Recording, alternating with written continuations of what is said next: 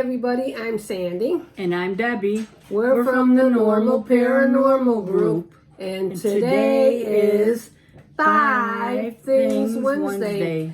And today we're going to talk about apparitions. Apparitions that appear around people. You see them pop up around certain people. Then you have residual apparitions. And then you have children in the park apparitions. You have babies crying apparitions. You have rocking chairs apparitions. All right, even we talk about all of this stuff. I mean, you have apparitions everywhere. Hospitals, nursing homes. They even talk about a story about a mailman still on his job walking as an apparition. I seen a nurse in the hospital, and she was dressed like out of the 1960s, and no one seen her but me, and she was walking through the room doing her natural chores that she would be doing at the time, but she was still working. Yeah, and this recently, why? I don't understand why, but lately I've been seeing apparitions. We went to visit this one lady, or talked to this one lady, and I seen at least 5 people around her. I think 2 males and a female on the one side and a male and a female on another side. And then I also, yesterday was weird because I told my sister I was startled. I got up. Freaked out. I startled. And I got up to let my dog out, and I swear I seen a full body apparition, but I didn't see the head. I didn't see no head, okay? It was like I could see the shoulders, the body. It was a big male. It was a male. And it was like a white shirt and some icy pants, but I don't know if he had a sweater on over the white shirt or what. And I was like, I took a second look, but it was gone that fast. And I went, but I knew it was a male, so it scared the bejesus out of me. Yep, and I've seen male apparition here. I don't know if it's the previous owner, because the very first EVP I've ever gotten was here in my house. Yeah. Yep. She just bought this recorder. She turned it on just to try it, and the next thing she plays it back, and I hear my house, Kemper. And I had my son go next door to the neighbor who grew up here, and I said, who was the original owner over here? And she goes, Mr. Kemper. And I said, yeah. And I played it for her. Her mouth just dropped open when she seen it and heard it. But I've seen him or this other owner. They were both old men. But the first time I seen him, I felt someone watching me in the garage, and I turn around, and there's an old man standing there, white hair. He had suspenders on, a plaid shirt, grayish type khaki pants, and he disappeared in front of me. Right, I seen him too in her garage at one time, the one with the plaid shirt. Mm-hmm. I said, wow, it's the first. I seen him in the corner of my bedroom. I woke up, and he was by the corner of the wall, and he was off the floor. He wasn't even on the floor. He was just partial, the top half of him, looking down at me. And what did I do? Roll over and went to sleep. Yeah, we talk about babies crying. Have you ever heard a baby crying in your house and you're just looking around? Mm-hmm. Debbie heard it in this house, the baby crying. Yes, and my daughter-in-law too. She heard it. The baby crying too. Yeah, without babies actually we had crying. no babies here. Right, no. So just to let you know. And then when you see also, they say, we talk about residual hauntings, is that you see it's like it plays like a video over and over, and it could be the same time every day. Like I was at work, and I seen around, say about 2 o'clock, I seen this, look like this person walking, going this way, and there was no exit that way. And it's around the same time. So I call that this person was coming in or doing something around that time period, but it was an apparition. So I've actually seen that apparition.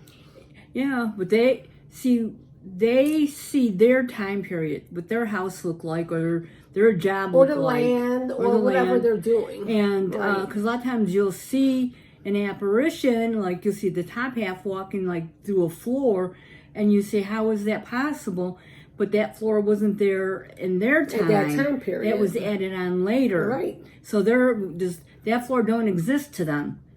And then you see videos on people going to certain parks, like in Alabama and things like that, children's parks, where they build a park for children, and they say you can hear kids swinging, and even during that time period, it could have been an old cemetery, with children's cemetery or something. But again, they're kids and they want to play, and don't see nothing wrong with that, I guess. They're keeping busy. Yep. And then everybody likes to use the rocking chair because it's soothing when you sit in a rocking chair. And a lot of old people normally sit in rocking chairs, and they like knitting or crocheting or just whatever. Or a mother rocking her baby. So yeah, so rocking chairs are used for a lot of things that you see moving. It makes me wonder because my Aunt Annie told me once that her mother was holding my father in her lap in a rocking chair.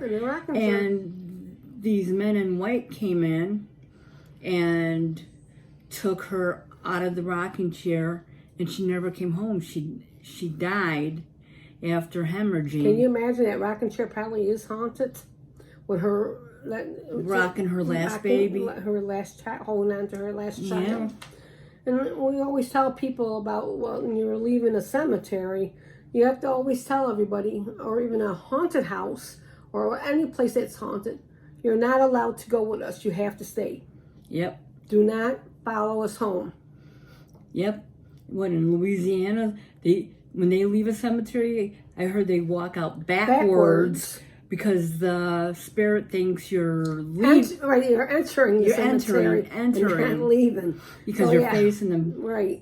Mm-hmm. So when you go to cemeteries, that's just that's maybe I don't call it old wives' tale. Maybe someone's beliefs that they knock before you enter, and then or you knock before you leave, and go walk backwards. Like the last thing you need is something following you home. And they will. It's like that one time when Debbie and I went to that the grotto, and they had this person's picture up there, and I'm staring, and it kind of freaked me out. And I swear that apparition had to follow me. I really believed it. Mm-hmm. It's like, wow. But yeah, so I don't know if you are you seeing visions now? Are you seeing apparitions? Do they seem to be picking up more? Mine seem to be picking up more. And whatever you do, do not bring nothing home out of the cemetery. Yeah, if you find a quarter. I found a quarter on the street, not on a grave, on the street, thinking, oh, well, someone reached in and a quarter fell out when they were getting their keys. That was my mindset. And then all of a sudden, we leave the cemetery and all these bad things started happening. And so we went back to the cemetery. Put the quarter right back where we found it. Well, yeah, put it right back. That's our beliefs. If you find something and you notice activity starts picking up, that means you brought something home with you. Right, and you have to bring it back where you found That's right, it. where you found it. Just don't throw it here or there. No, don't throw it in the garbage. Don't get rid of it that way. You have to bring it back where you found it. Yeah. We could tell you a lot of stories like that. Yeah, well, and just like the ghost girls in our haunted attic, you've seen them sitting on what look like a shelf. Like a shelf. Well, back then there might have been like who knows what a room for them. A room for them, yes, back then. I don't know why, but that they don't no longer have that chimney anymore where I seen them. It's all gutted out and open now, so I don't know if someone will see that those. I know they have to see those little girls somewhere. Those girls are still there, and because Debbie and I still get strong feelings about that house to this day. We were tempted on going back. Yes, we were tempted, but I said no. We seen a recent picture of it, and whoever did this, and I don't know who did it, but it looked like black tar.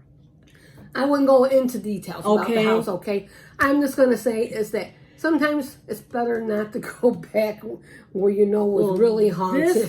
This time, I changed my mind about even wanting to go back. Yes. So besides getting into details about that house, but all we're going to say is that if you go to nursing homes, Debbie's been in a nursing home from COVID. We told you about the stories. Are they haunted? Yes. Yes, they are haunted. Have I seen things? Yes. There are children in there. It used to be a children's hospital. She's seen children. There's ghosts there. She's experienced. So I think even Rose mentioned doing a nursing home that there was some ghostly activities there, if I'm not mistaken. Mm-hmm. And the doctors know about it, or the nurses, but no one talks to each other because no one wants to be labeled or tagged in those places because they have professions. Right. So, so if you have a story about apparitions, share them. Everybody's interested. Yeah. See if you're gifted that you could see them. See if you're gifted if you know they're not afraid. And we're not like.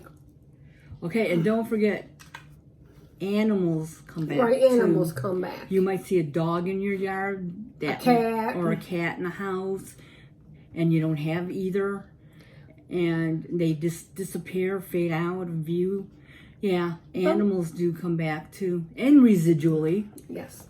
And with that, I am Sandy. And I'm Debbie. We're from the Normal Paranormal Group. Until the next 5 things. Bye, everybody. Bye.